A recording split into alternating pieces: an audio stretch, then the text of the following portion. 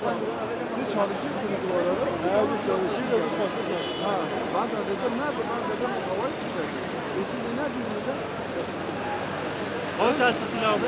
Ama 4-5 tane var. Yok, 4-5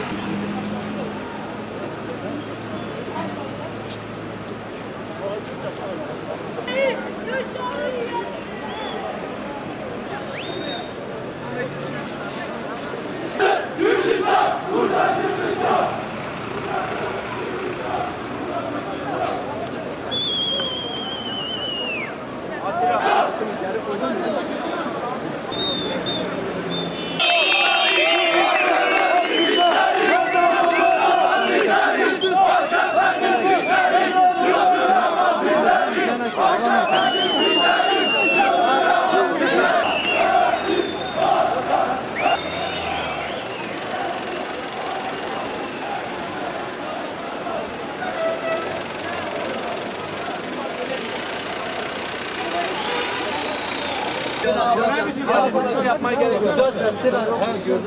Kim attı? Yok yok.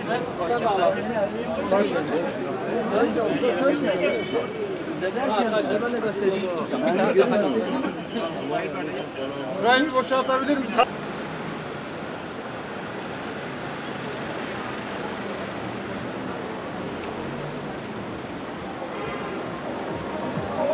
Kürdistan faşizme mezar olacak.